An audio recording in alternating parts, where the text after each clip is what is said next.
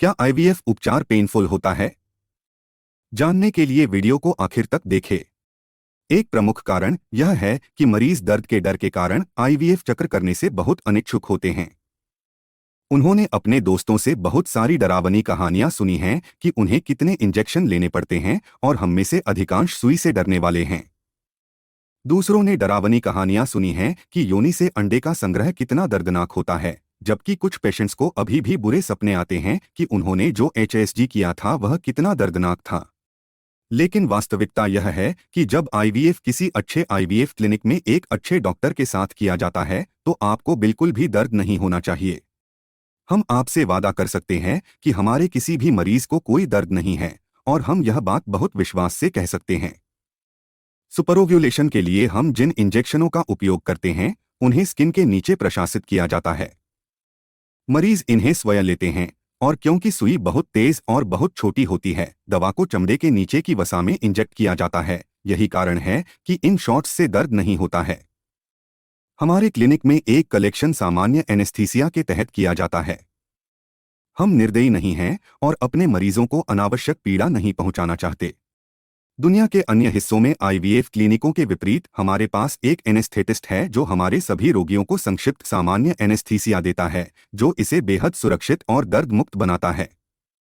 वास्तव में कई मरीजों के लिए एनेस्थीसिया उनके आईवीएफ उपचार का मुख्य आकर्षण बन जाता है, क्योंकि वे इसका बहुत आनंद लेते हैं।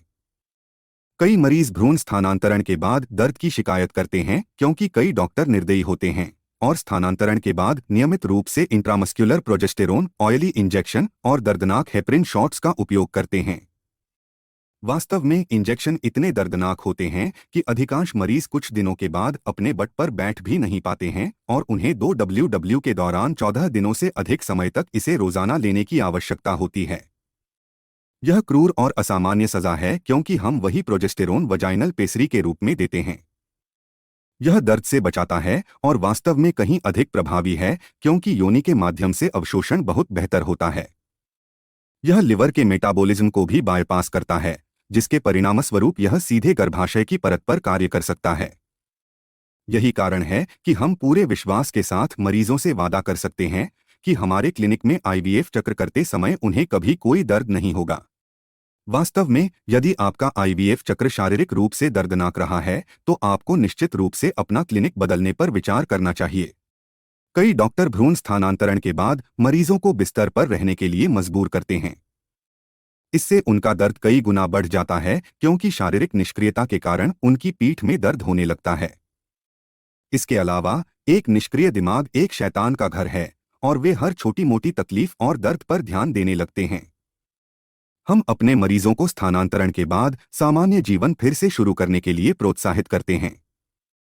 हम उन्हें याद दिलाते हैं कि उनके भ्रूण सीप में मोती की तरह उनके गर्भाशय में सुरक्षित हैं और वे जो कुछ भी करते हैं वह उन्हें नुकसान नहीं पहुंचा सकता है। आखिरकार आईवीएफ मरीज स्वस्थ महिलाएं हैं जिन्हें अपने शयन कक्ष में गर्भवती होने में कठिनाई हो रही है, और आईवीएफ जो कुछ भी करता है वह उस प्रक्रिया को दरकिनार कर देता है जो आमतौर पर उनके शयन कक्ष में 5 दिनों तक होती है।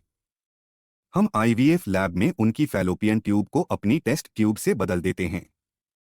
हाँ, भावनात्मक दर्द बिल्कुल अलग मामला है, खासकर जब चक्र फैल हो जाता है। लेकिन यदि आपने अपना ग्राउंड वर्क कर लिया है और अंतिम परिणाम की अनिश्चितता के बारे में रियलिस्टिक एक्सपेक्टेशन रखते हैं तो कोई कारण नहीं है कि प्रक्रिया स्वयं दर्दनाक हो।